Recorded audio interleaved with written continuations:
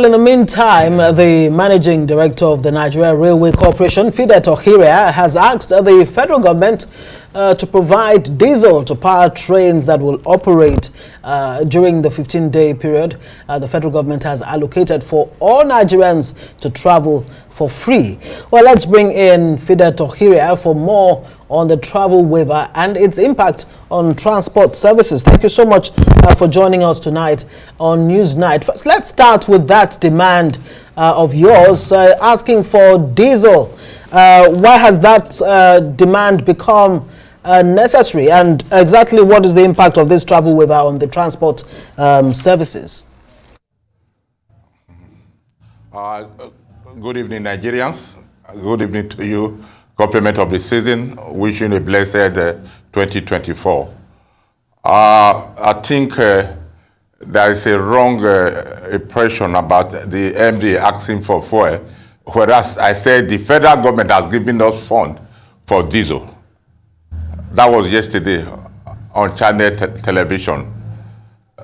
So I said we worked throughout the weekend to arrive at a reasonable figure that will enable us to operate seamlessly.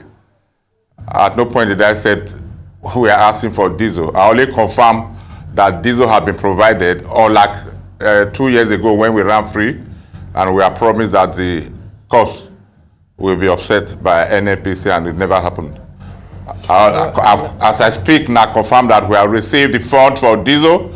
A sum of 409 million was credited to NROC account to enable us to settle the diesel suppliers that will be utilized for these 15 days, and also for the cleaners, the security allowances, and for electricity and fueling the generator at the station.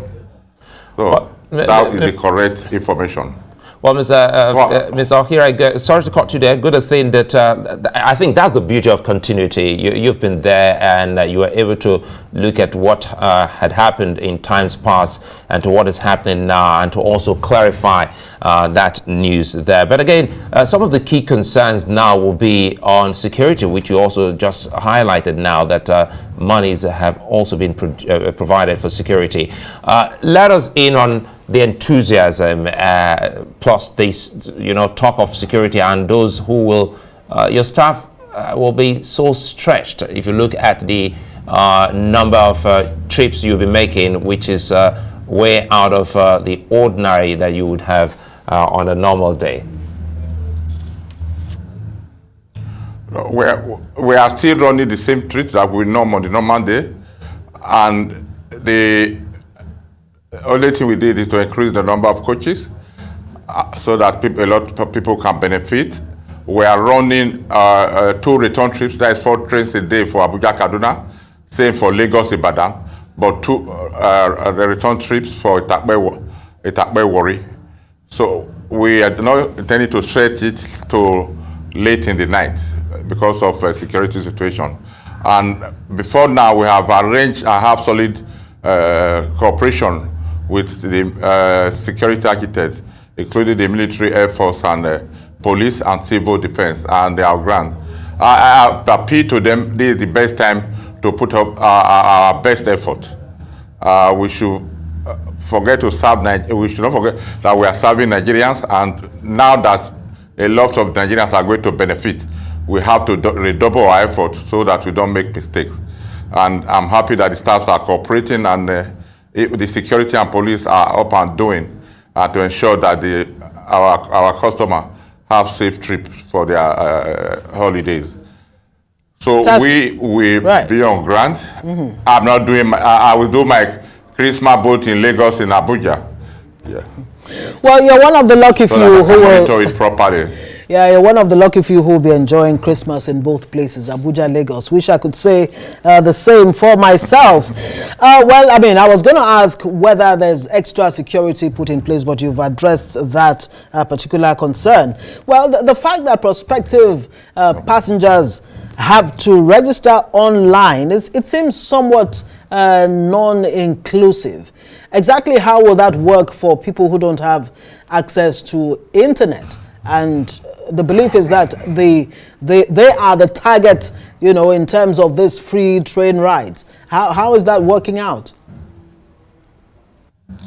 You know, we've been selling tickets online, and people are getting used to it. We have the app, we have the online ticketing, and for their relations to buy tickets for them. We cannot take the risk of just allowing people to come at the station. We have stopped selling tickets at the station. We know this, what we experienced 2 years ago when people just come to the station. Maybe they are passing by and say, the train is free, so you can use it to Kaduna and come back again. Why do I do myself? Let me enjoy the trip. And at the time, they put pressure at the station and on the staff. So now that we have, I can say we have tried the e-ticketing and it's working very well, and customers are getting used to it. At this point, we are trying to re-emphasize that it's easier and better for you to have your ticket before coming to the station, in order to say, eradicate that news of, say, ticket racketeering at the station or whatnot.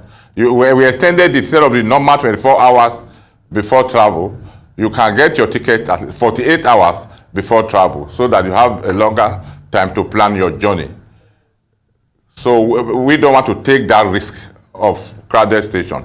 It will be amounting to leading to insecurity at the station. So you should have your ticket before coming to the station. And so they will scan you and ensure your profile matches what you have on your name. That is NII profile, and because your picture will be displayed on the monitor. And if that picture is not matching your ticket, you will not be allowed to board. That is an extra security measure that I put in.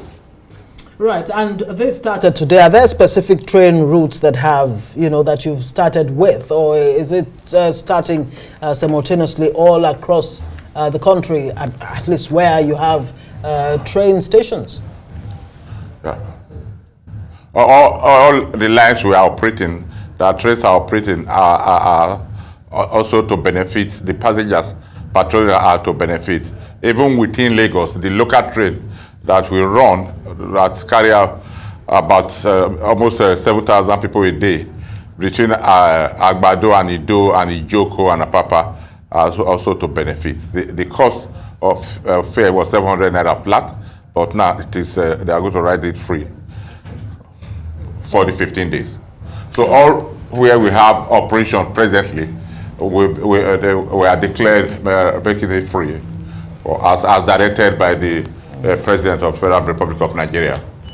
Well, more coaches added, and perhaps let's go through the routes again, and because I heard you earlier talk about that ride that would take you through Itakpe, I think perhaps maybe Uromi to Warri, Mr. Okhiria.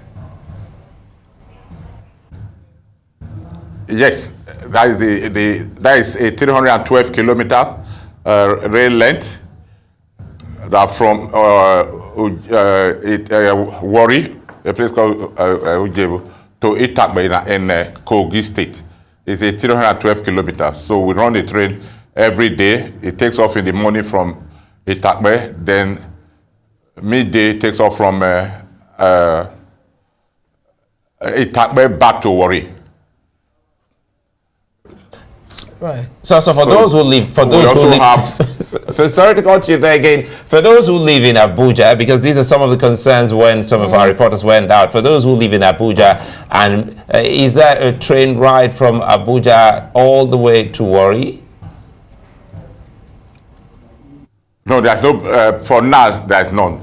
We are still trying to see for fun to link Itakpe to Abuja. And by the time you do that, you can start to travel from south, southeast to northwest. So a contract has been awarded to link Itakpe via Lokoja to through Obajena and Baro Port, a branch line, then to Idu, Abuja. Fantastic. Okay. That's about 315 kilometers.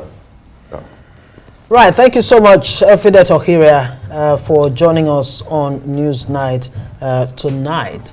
I mean, it's heartening to hear that everything is moving as planned.